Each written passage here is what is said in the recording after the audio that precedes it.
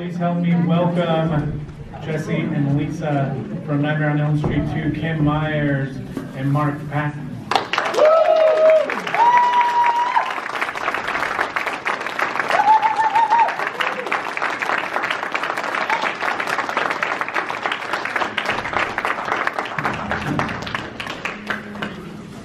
How are you guys doing? You having a fun weekend? Yeah, that's been a great weekend. Yeah, it's fun. It's nice to be in Sacramento. Everybody having a good time? Yeah. So, right off the get-go, Oh, look at this. Nightmare on Elm Street. Yes, I got it.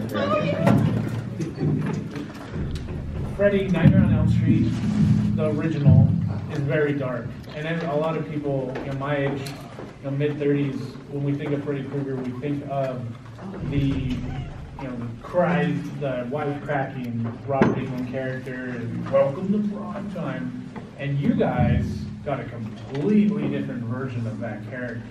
In the first one, he is dark.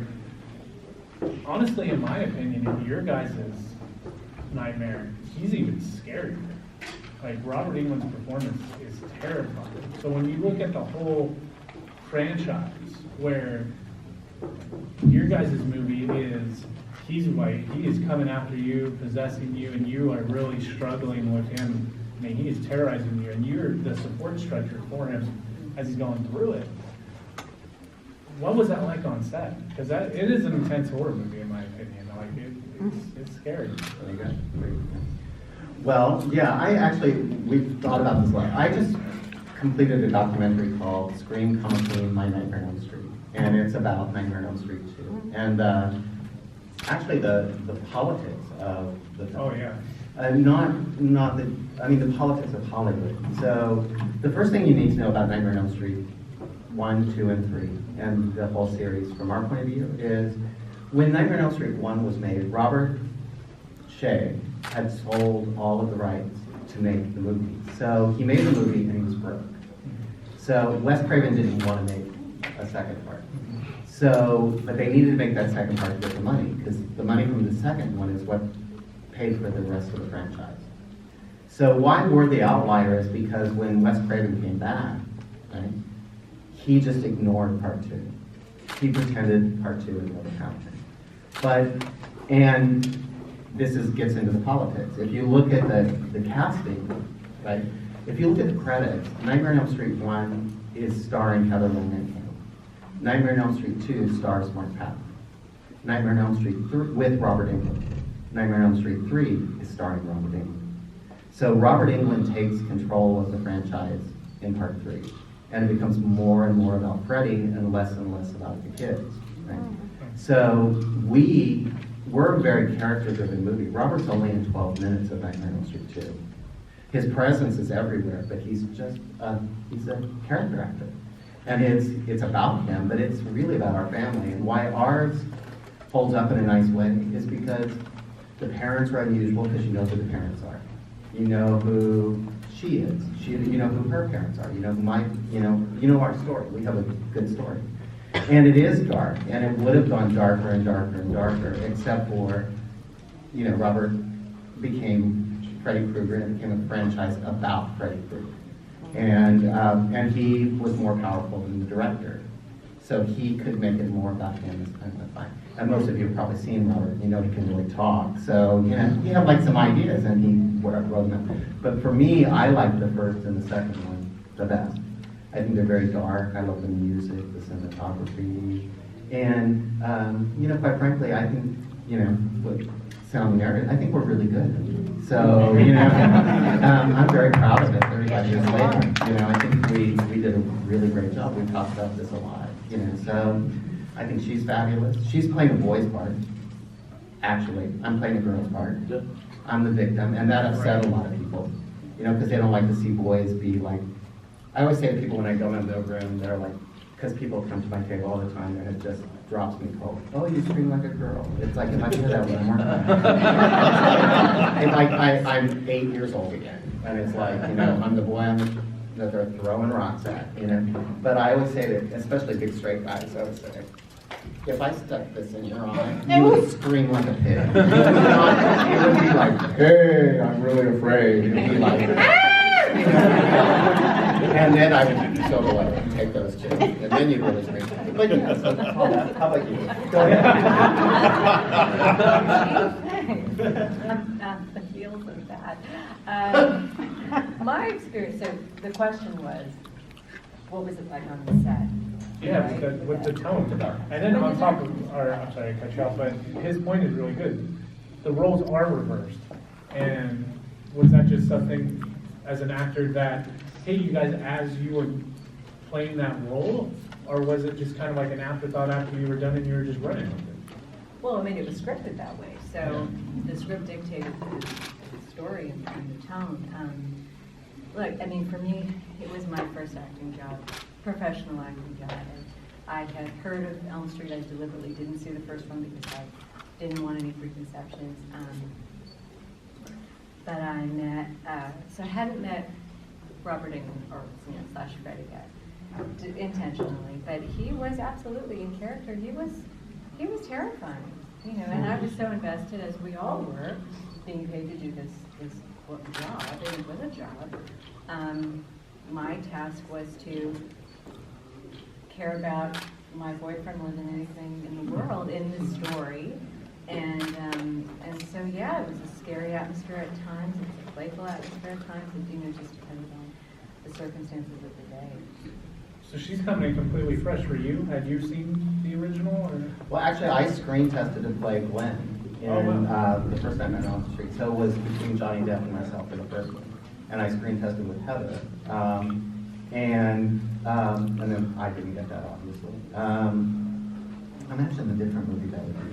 If I had played Glenn, it would like Nightly Wellington. But I knew of Robert and had met Robert before we began the movie. And I knew Robert as a character actor, and I really liked him in movies like Buster and Billy. He played an outliner. And I remember thinking when I saw this movie, where did they find, it's very specific. It's like a very specific character. And it was Robert, of course, years later, I knew that. And also, I came onto the playing field in a little different situation than Kim did, because I came off a huge hit movie. And actually, Robert was a little intimidated to work with me. So, I mean, I'd just been working with Robert Altman, I was meeting with Francois Truffaut, we've been to the Cannes Film Festival. I did a movie with Robert Altman that the cast was Cher in her first movie, Kathy Bates in her first movie, Sandy Dennis, Karen Black, and myself. And we had done that on Broadway before. So we had been together and traveled as well. So when I met him, it was, the playing field was a little more level than it was with Kim. Yeah. Like I remember when Kim came in, they let Robert Russell and I choose the person who was going to play. And they had a girl who was dark hair and blonde, and obviously we chose Kim because we loved her. Little girl, she was young. She was like, we was 19. I was 19. 19, and off to college, right? Yeah. Trying to decide whether she should go to college. Yeah. No, I know. You had been the Yeah, first I semester. had done my freshman year. So she was, and I was older. I'm quite a bit older than she is. So. When you guys read together for the first time, was it just like instant chemistry, or was it something that you guys kind of had to work on a little bit? For me, it felt, I just felt totally at ease. Same with me. Absolutely. I mean, you get put in some really, unusual situations at the beginning. I mean, like, we were cast and then very quickly started filming. I mean, probably a couple of days later, she was shopping her costumes, I would assume. And, and I was carrying a movie, and she's really carrying a movie too. So these are big parts, they're not little parts. And we really didn't have a lot of time to prepare on a certain level. But I remember we had a week worth of rehearsal, or some days worth of rehearsals. And with all this Harvey Weinstein stuff going on right now, I think about this in a certain way. Because you have to think, we were very young, innocent people, right? And I remember we had one rehearsal, it was above Spago, if you remember. And really, all they wanted to do was see us like make out basically have sex for like a few hours. Do you remember? We were laying on the floor kissing to see if we kissed well together, and like all these like old men are sitting around watching us. And I never really thought of it that in that terms, because I'm pretty bulletproof when it comes to that. But I think about you like now as I'm older, thinking about you like the 19-year-old you, and knowing you as I do in that room, like having to make out with a stranger, and that's a part of our job. It's very weird. It's all weird. Some of the makeup for this film is stuff that, I've gone through haunted houses and seen the scene where Freddy cuts himself out of you. Right.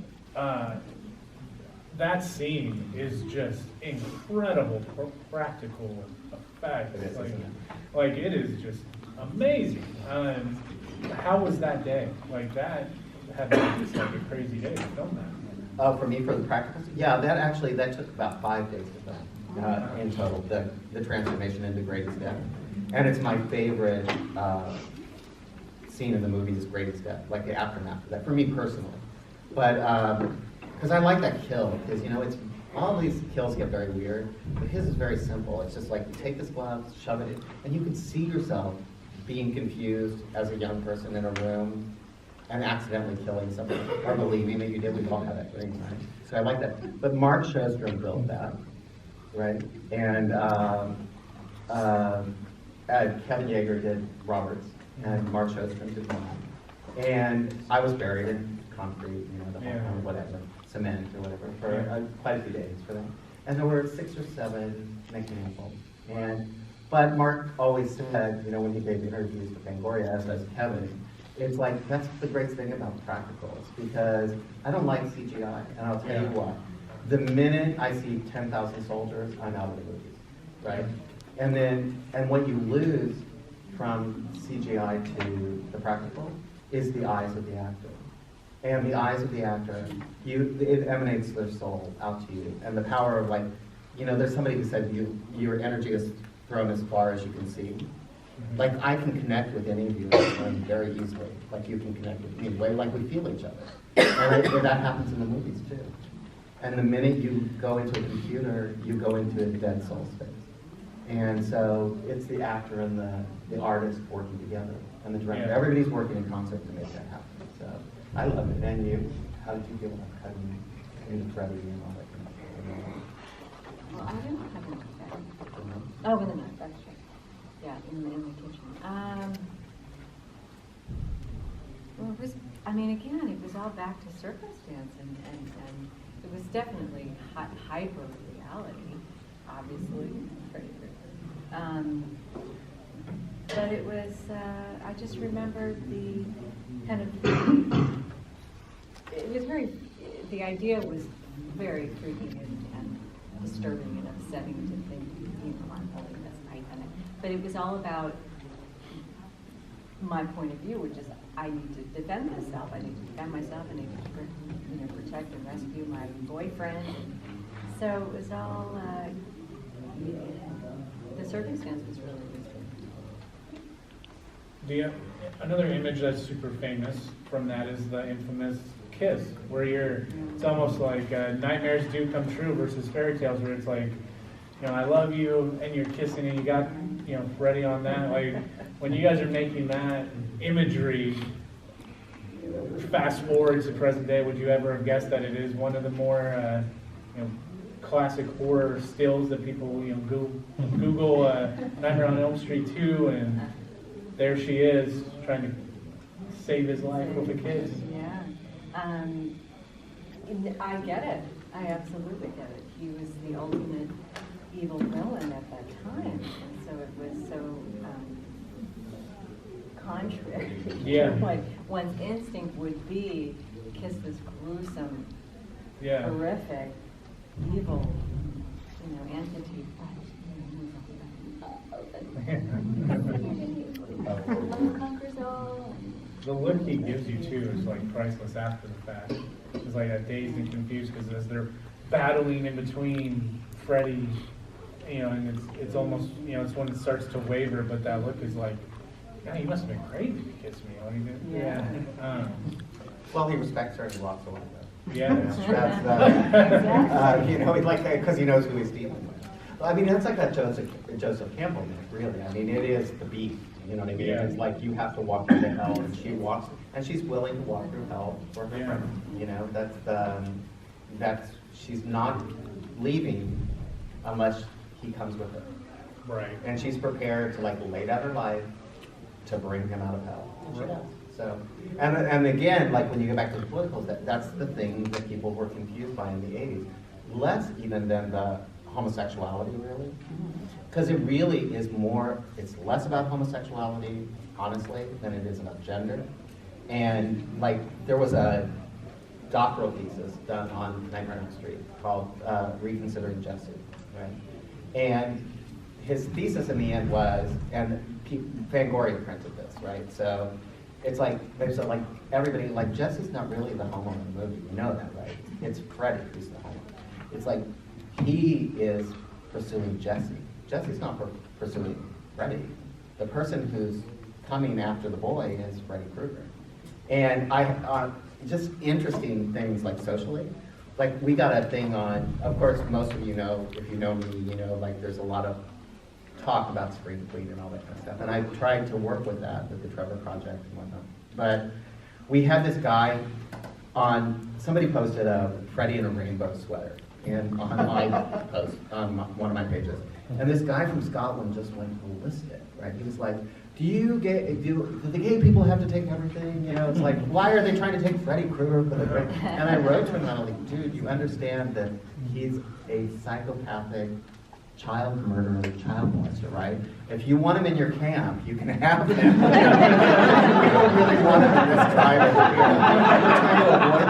But it's so funny how people get about things like that, you know? It's just like, it's kind of laughable. But I think it's more about gender. I think she's the hero, or like Maya Angelou would say, she's the shero, and I'm the victim. I'm the final girl, you know?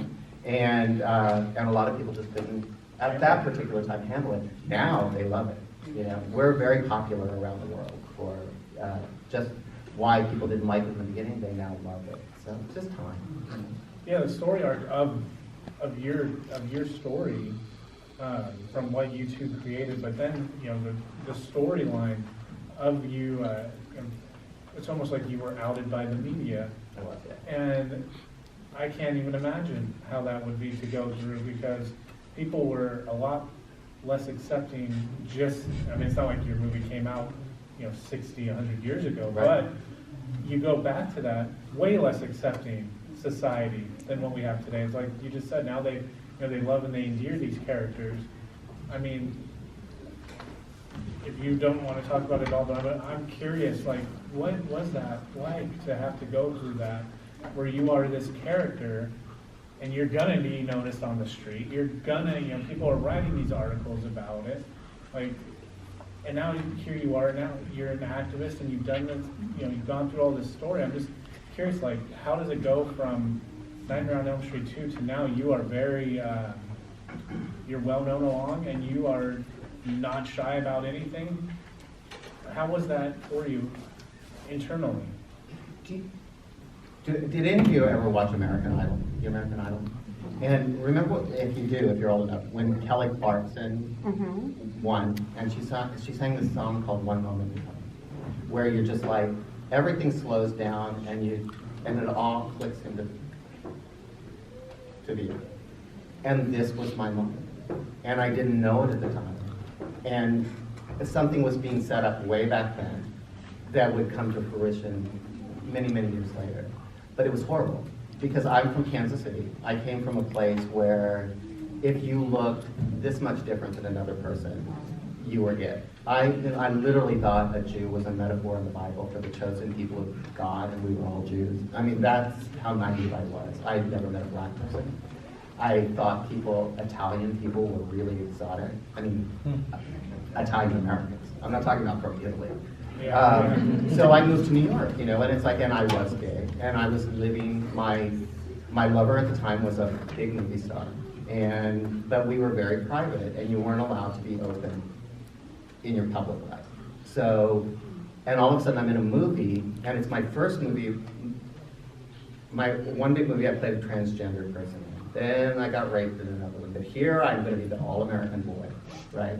This is Mount Everest, just to be normal.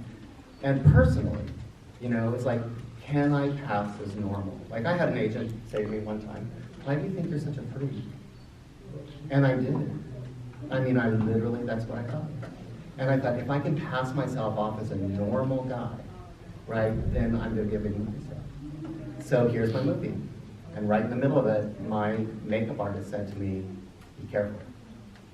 Because there are traps all around you. Because this guy was writing this as a gay movie. And I realized it in the middle, and I was like, oh God, I'm in my nightmare. Yeah. Because you could have put anybody in this movie. And they would have been like, oh my God, he's so gay. Yeah. But like, I'm getting on a world stage for the first time, and people are going, oh my God, you're such a faggot. I mean, imagine that being you. And your dream had just come true. You're in Times Square, every theater is sold out, you're on the cover of every magazine, and then the rumors start. And HIV is happening, and AIDS is happening. And all of a sudden, agents don't want you to be gay anymore. Like, they don't want to insure you. It's like, it was like being in quicksand, you know? And I saw my dream come true, and I saw it evaporate in front of my eyes. But I quit, to be quite honest with you. I stopped. And my great regret in life is quitting. I wish I hadn't. I wish I would have been brave enough to say, fuck you, you know, I'm going to be the one, you know. And then I did come back I did come back to reclaim. And I reclaimed my story. And that's what I've been doing for since Never Sleep Again. Is saying, you know what, you guys are the people who are telling this story, because you always say the winners get to tell the stories. So in Never Sleep Again, they were telling the story, and the story was a lie, right? The story they told in Never Sleep Again is a big fucking lie, right? And so I went on the road, and I decided to tell the truth. And that's what my documentary is. And my documentary will be on Netflix, you'll get to see it. It's going to be at Tribeca Film Festival. And it took us 5 years to make it. But it's the truth, about the real truth, about what happens when your dreams explode in your face, and how you can still come back and reclaim your story and say, this is me. Yeah. And if you don't like it, too bad. Go to the other room and hear another panel about people talking about something else. This is my story, this is who I am. So that was it. It's wonderful. It's very scary at times. Yeah. You know, because you think, like, I go to, like, North Carolina, really. You know? And I'm, like, sitting in this room, and these big old rednecks come up to me and go, I love you. I love you, too. And I have to remain open-minded, you know, because I want to go into I see these people, you know, like, I used to be afraid of poor people. And I go, like, the people who have black hair and black eyes and all that, they were the enemy. They scared me. And over the course of years, I've learned that poor people are some of the most gentle people in the world, actually. And then a lot of them were abused or made fun of or whatnot. And this is a tribe, you know. And I've met more gentleness here than I've met almost any place. And from the big rednecks, too. You know, they're like, I love you, and I'll beat the shit out of anybody who's not on that. And I'm like, I'm good, dude. I got a gun in my pocket. So that's my experience. So yeah, it's been mostly positive, actually. Yeah. It's the story arc of it is incredible, all the way from the film and now all the way back to your documentary. When is it going to be on there? We just saw the answer print. We actually did I always tell a joke about this where I thought, I'm going to make this documentary. I'm so mad. I'm going to make this documentary and it's going to take 6 weeks and $10,000 and I'm going to shove it up their ass, right? You know, like $250,000 later and 5 years. It's done. I saw the answer print 2 weeks ago. And we have some commitments to people that we have to honor as far as funding goes.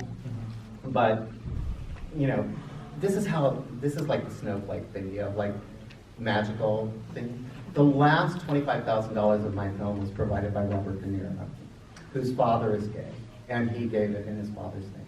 Oh, wow. And so, you know, his father was like 85 years old, right? He came out when he was like 80 or something. Oh, wow. And like magically, like a movie star like slips you like a check. Do you know what I mean?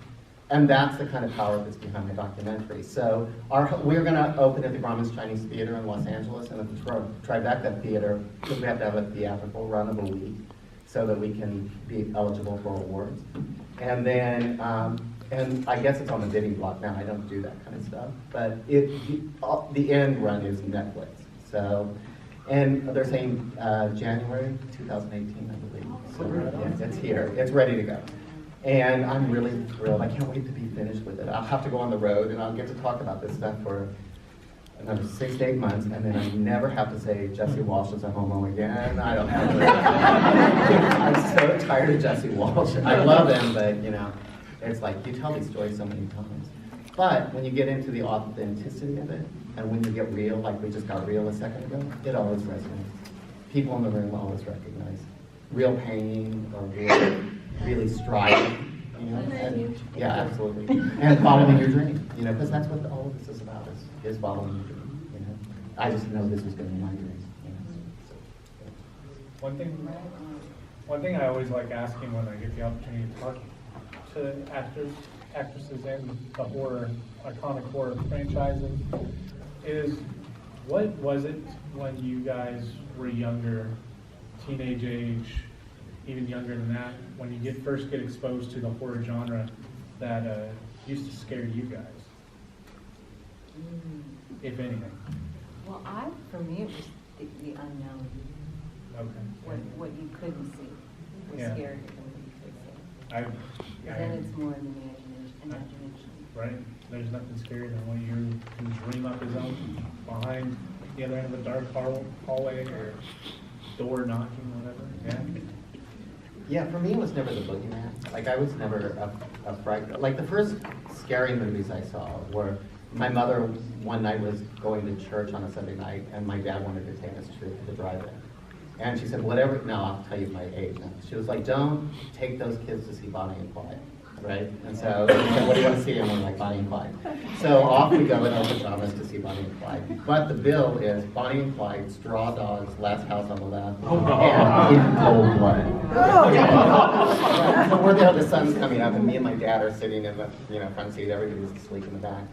And I grew up a short amount of time away from where In Cold Blood took place, on a farm.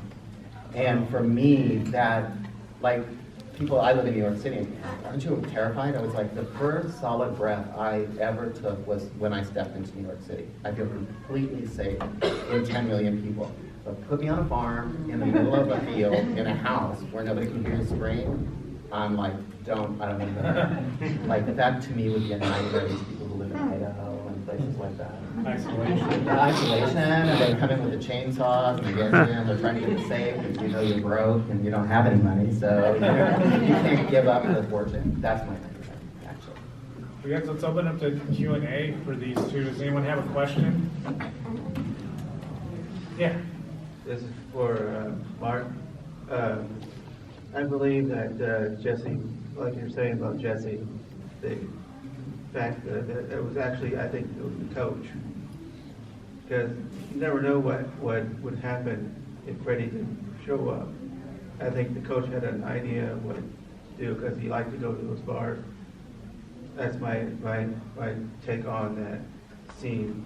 On the Shower scene. The shower. I think that's the most deserved kill in the entire series. Yeah. Like, we're not big on killing, but like I in real life, of course. But well, maybe one of us is. There may be somebody up there who's something twisted than the other one. But yeah, but like look at that scene too. Like, we go back to like Never Sleep Again. Okay, Bob Shea, who's the producer of New Line Cinema. Right, he's a billionaire living in Los Angeles and New York, plays the bartender in the leather harness. Okay, he owns Lord of the Rings, Nightmare on Elm Street, he's a billionaire, right? And he doesn't know that he's in a gay bar. Like, do you buy that? Right? Yeah. So, and then the gym coach takes me and he's gonna rape me. That's quite obviously what's happening. Is like, and I also like the kind of thing where people go like, oh, you know what, they tried to disown Freddy from being a pedophile. Like, oh, he can't be a pedophile, right? Yeah. Well, we're all like 16 years old. Like, what the fuck is, I mean, we're all kids, you know? We're not grown-ups. We're 16, 15, 14, and he's, sexualizing all of us, obviously. But I think the gym coach was gonna rape Jesse, and I would shoot him myself, so there you go, with a gun, so that would be no problem for me. That's interesting. there's all the, Freddy can't be a pedophile, but the gym coach can kidnap Jesse and make him run laps and then rape him in the shower. Right. We're totally fine with that. That's, Exactly. yeah, so. But don't scream like a girl. That's so. But I think actually like this movie holds a lot of really interesting social things, and besides the fact that it actually is a really good movie, I think. And I think the reason it's an outlier in the Nightmare on Elm Street series. It's different than the rest of them, but it's very different for a reason. I mean, it's the reason I set up. Wes Craven did not want to have a franchise, so then it all comes down to money. So then Wes Craven, and Wes is in my documentary before he died, and I said this to him, it's like the most disrespectful thing that you could do to another set of actors and production. Here you had a hit movie, you didn't want to make another one, these people picked up the ball, did the best they could with it, made $35 million on their opening weekend, and then when you saw the dollar signs, you decided to come back and make it into a franchise, but you're just going to ignore all the work we did. Yeah. And pretend we never existed. There's a contract from NECA, which you guys all know NECA, right? That absolutely you're never allowed to make a Jesse figure. Ever. Oh, wow. And the reason you can't make a Jesse figure is, to be quite honest with you, is I get a percentage of all the money that comes from it. It's in my deal. That any affiliated things with Nightmare on Elm Street, I get the money. And they don't make them. Right? And that's when the business comes into play. So Wes Craven had a vested interest in not liking Nightmare on Elm Street because it was his baby, right? But you have to remember, his baby we wouldn't be sitting here today if it hadn't been for Nightmare on Elm Street today. If we hadn't made no money, there would be no 3, 4, 5, 6, and 7. Right. And we got great reviews. You know, the reviews for Nightmare on Elm Street 2, if you would actually look at them, were fabulous, especially for her. But for all of them. But we got, and it was well reviewed. We got a lot of money, and it became iconic. We're a part of that family, even though this weekend there's a show at Alamo Comic-Con. And this is pretty typical. Everybody from Nightmare on Elm Street is there except for him and I. So 1, 3, 5, 6, 7, 8, 9 are all there, and we're here talking. So, and that's the way it rolls. We travel on our own. And we're glad. We go We're glad. And we like it like this, it's fine, we accept it, but we're still that odd child in the family, so, you know, we're the one out rowing our own boats. I'm kidding. Now, so you guys made 35, were they expecting it to only make 5 or 10, or what was the target, or do you remember? Oh, you mean for the money? The movie, yeah, when they made it, did they think it was only gonna make 5? What was your expectation when it was done? Like, did you think it was gonna be as big as what it became? I had no expectation. It was just really good. Yeah. Yeah. The movie was made for a couple $1 million. So had it made $10 million, it would have been a big success. My experience was in New York City. I was in New York City. She was in California for the opening. And it was on every screen in every available movie theater in New York City on the opening weekend, which was Halloween. And it was sold out by 10 o'clock in the morning. So it was literally Nightmare on Elm Street everywhere. And like Robert Englund led the Halloween parade and that kind of stuff. Just overnight it became beyond anybody. I mean, if you did that in today's dollars, we're talking hundreds of millions of dollars. It would be like the opening of it. It's the same, thing, because movie tickets were $2. So, I mean, it was pretty, yeah, but it was a big deal. I mean, it was a very, very big deal. And strangely enough, it's remained a big deal for the rest of our lives. Like, I never dreamed when this little 19-year-old girl walked into my life, that here we are, there's her husband, right there. I've known her longer than she, of course, the husband knows her a lot better than I do. I met her first, I mean? We're still here, you know what I mean? And probably my accountant said, if we wanted to, and that's a big if, when we're in our 70s, we'll probably be sitting at the table like going, do you want me to sign your lunch bucket for you? Because it'll still be happening, and the next generation and the next generation. So it's just a gift. Absolutely. Does anybody else have?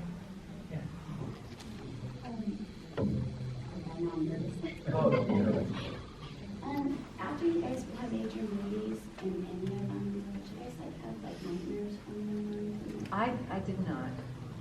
No, I guess I was able to separate. Yeah. I think I can see like the documentary on some of the actors that have been, for the movies they have.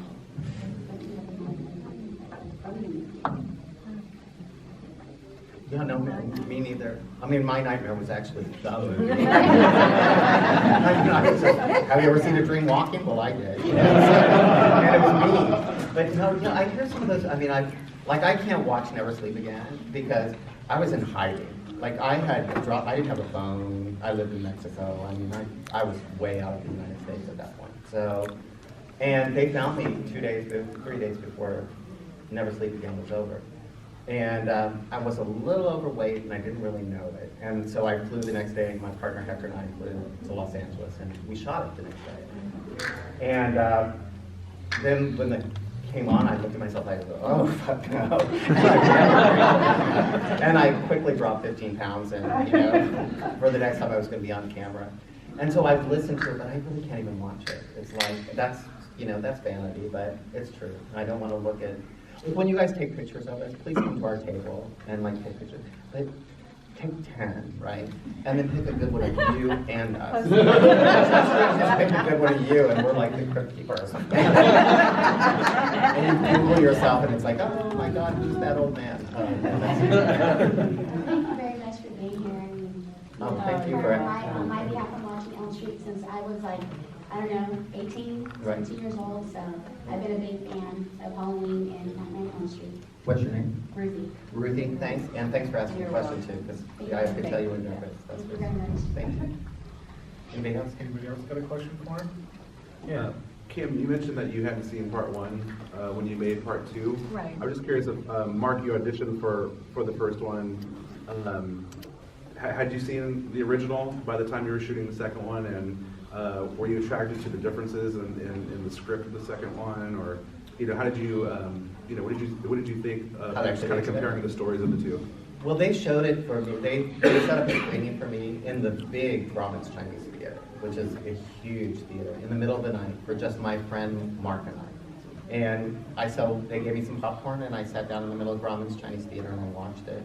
And I was like, oh, Jesus, no, what have I done? You know what I mean? Because it's really, and like when you're looking at that, like, and you're on every page, it's a lot to contemplate and exciting because, I mean, this is for us, I don't know about her, but I would think I have been dreaming about this since I was watching the Cher show and signing my autograph for the TV when I was 6, So this was my moment. So, but also the script, the funny thing about the script is, and I think this is very interesting, they had a shooting script, which they gave to us, but it wasn't the real shooting script because it wasn't finished.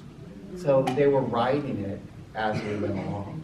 And that's why David Chaskin, the writer, he became bolder and bolder as time went by because he thought people weren't catching his corny jokes. And the truth of the matter, they weren't because it was all out of context. But the minute you cut it together, it's like, and he was laughing. He thought this was very, very funny.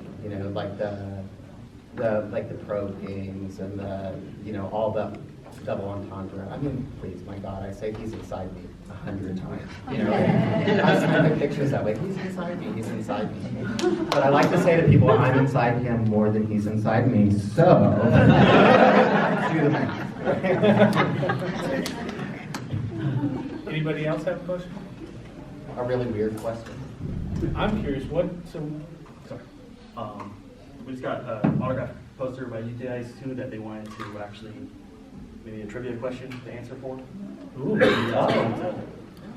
Sure. Yeah. I don't know, Mark, can you think of a good one? A good trivia Yeah, question. Nightmare on Elm Street 2. Actually, but let's see. I want to get a really good one for you. I could do the easy one, like who's driving the bus, but I'm not going to do that.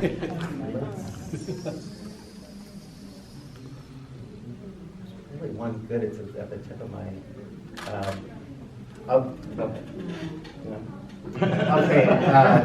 Okay. In my, who sings the song in my famous dancing? Or do you know the name of the song? That's too Yeah, okay, he's gonna get it, so go ahead. I asked it, so let's do They that. touch me all night long. Yes, Touch Me All Night Long by Fonda Ray.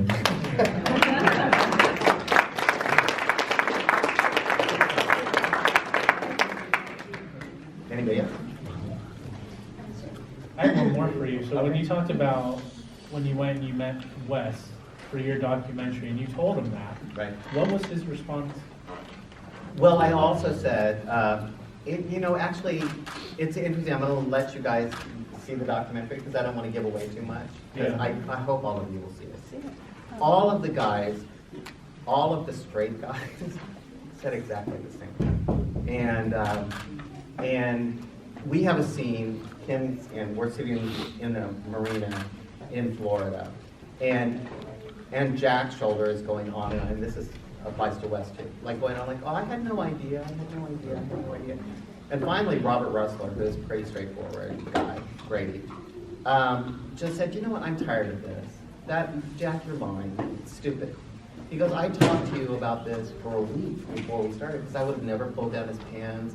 I didn't think we would really be getting in bed together and all this kind of stuff. And you told me, no, it's really going to work, just work with it. And Jack looked at him and said, you know, I don't remember that. I don't remember it that way. And then Marshall Bell, who's very straightforward, said, well, I do. Because I had the same conversation with you for 2 weeks about this S&M gym coach. So why don't you just man up?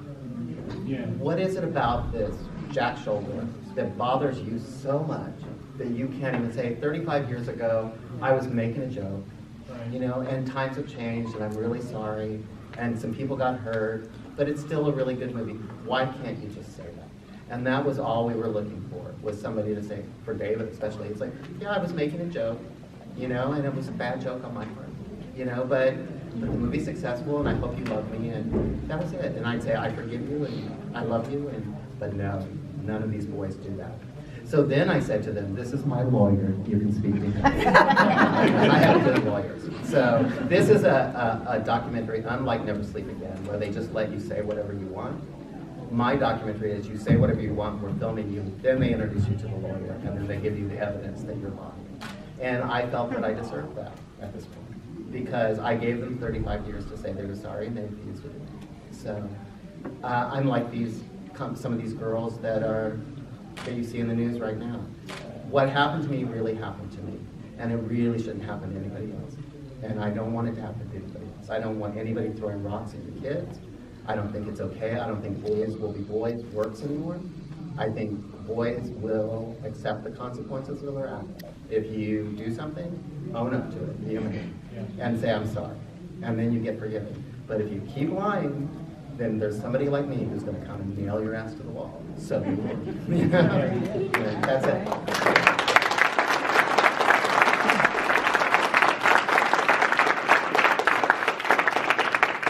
Guys, they will be here at their table for the rest of the day, so go visit them, take a picture, get an autograph, support them so we can bring excellent guys like these two back to SinisterCreature Con. Thank you very much one more time. Thank you, guys.